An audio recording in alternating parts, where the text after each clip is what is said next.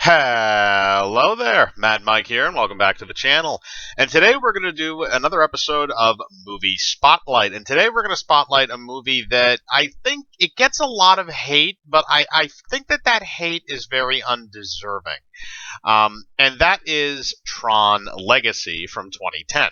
Now, this is one of those very, very, very rare instances where a sequel is released many years later, and it is actually good.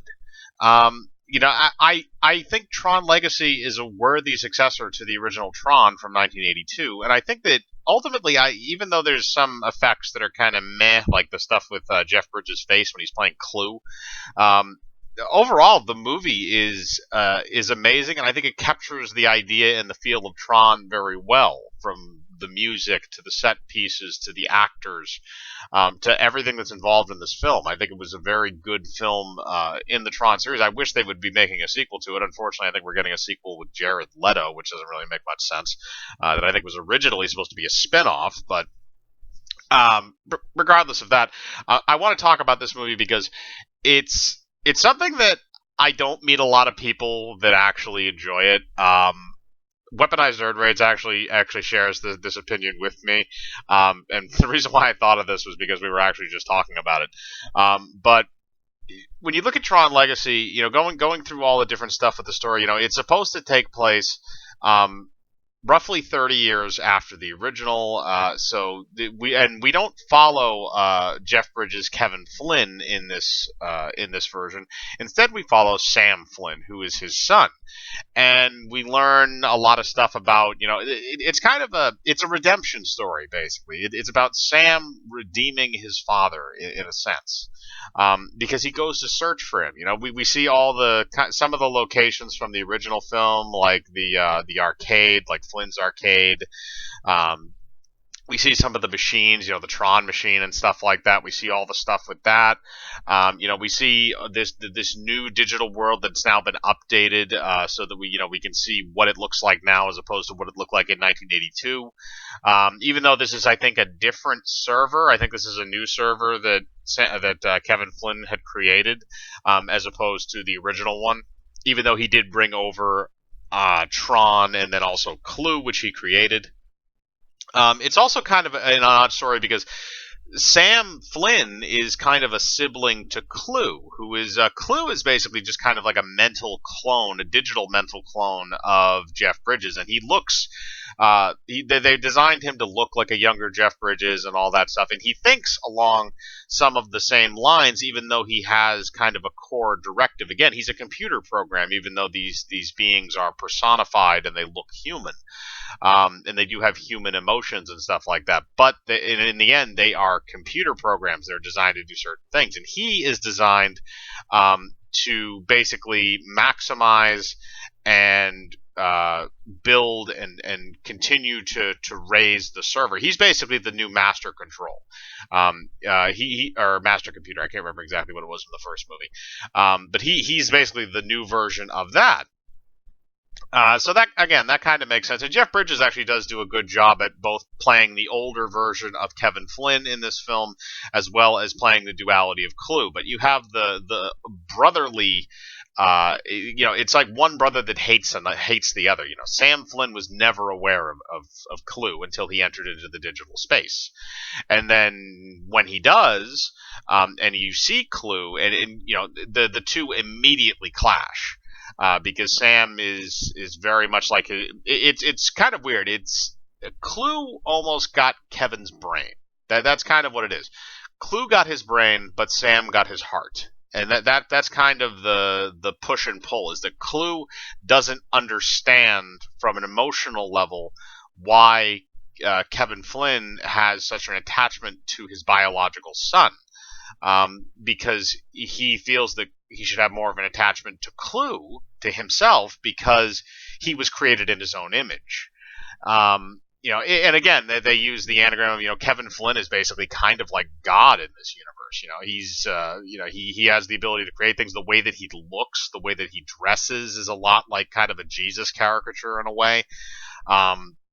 He has that very big white robe. He can do a lot of these things in the world that a lot of people don't understand. He's basically the god of that universe. And we also find out that Kevin Flynn, even though he's been missing for a very long time, he hasn't abandoned his son. He was forced to abandon his son, and he was forced to try and to go into hiding in the digital world in order to protect himself from Clue. But now you have this whole thing where Sam has entered into this world, and again, it's kind of like the first one where Kevin Flynn is sucked into the digital world, and he has to he's a human, but he has to kind of learn all these aspects of this world and how everything works. Sam is now in the same boat, but it's a completely different world. So it works very well for a sequel because we're seeing things that are familiar, but they are not the same. And I think that's kind of what makes this movie a bit more fresh, is the idea that when we look at things, it's like, yes, I can tell that's a light cycle. Yes, I can tell that's a disc. Yes, I can tell that these guys are evil because they glow red, and these guys are good because they glow blue. I get that, but they don't look anything alike compared to what they were. Or at least what they were before. And some of that is obviously, graphics, the advancement in CGI and graphics, and some of that is also just from the redesigns themselves. We've gone from kind of that like kind of weird looking like foam helmet look to like motorcycle helmet type of thing. The other thing is, this looks a lot sleeker. It looks a lot cooler. It doesn't have.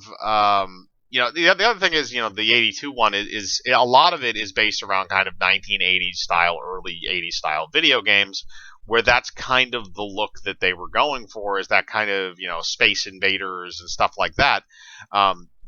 Whereas this one obviously has been updated to the point where even though you still have those things, it looks, it's kind of like an HD remaster. It's kind of like one of those things when you see that with a video game, which I very much enjoy. Now, also, the actor who plays Sam Flynn, who's Garrett Hedlund, I think he does a really good job in this. I think that he's kind of he's an accidental hero. Let's put it that way. I think that probably best describes his character, because he's somebody who his sole goal is to find his father. That's his point after he gets into the digital world, is to find his father. And he really doesn't. His goal is not to save the server. It's not to help. It's not to help the people, at least not initially, and then it evolves into that. And that's kind of what I liked about him as a character, is you actually got to see him grow as a character over the course of the movie, and you also got to see him get much better as a fighter, which I thought was kind of cool. Because the other thing is, when he first gets in there, they have this scene where they're basically in this kind of a cage fight, and one of them will die, and he's fighting this. Eventually, I think he fights Tron, but the first guy that he fights, he actually breaks the floor with his light disc and sends the guy like down through the floor and like into the abyss, which is kind of amusing, because it shows that he's creative, that he has the ability to kind of improvise in combat, and for what he lacks in skill. But later on in the movie, he does this other stuff with he has two light discs that he uses at one point as an advantage. He gets a lot more tactically minded, and he's physically able to do this stuff. And the opening, I think, kind of also dictates that too, because they have this whole little scene where he hacks into the evil company's servers, and I think he releases a bunch of data or something like that, and then he jumps off the building and then he skydives down. And then you also have Olivia Wilde coming in as Cora, and she's kind of the glue that her character is a mix of a love interest and a MacGuffin, because really what she is she's kind of the main point of the movie, even though you don't really know it when you meet her. And basically there are these beings known, well, I'm not going to give it away actually, but basically she's kind of a combination of things, but she works very well. And the other thing that I also liked about this movie too is that it doesn't leave things on a cliffhanger.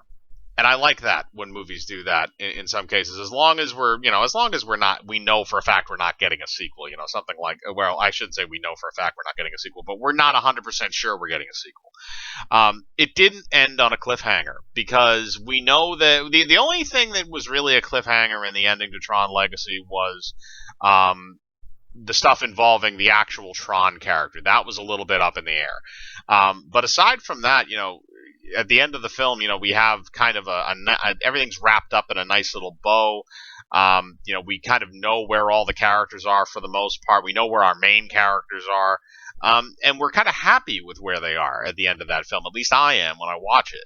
And that's the other thing too, is I think that the film is paced very well. It does a very good job at sort of portraying the carrying on with the story, the building action, stuff like that. I think it's paced rather well.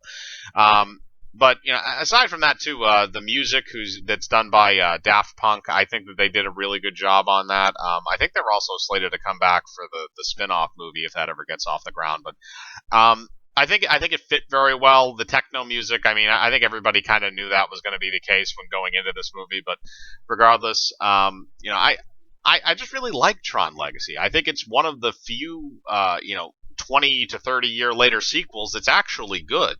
But that's just kind of my opinion. I want to know what yours is. Do you like Tron Legacy? Do you not like Tron Legacy? Do you think that the original should never have had a sequel, or do you think that Tron Legacy should have a sequel?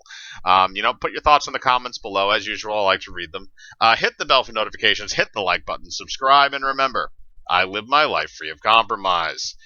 Do you?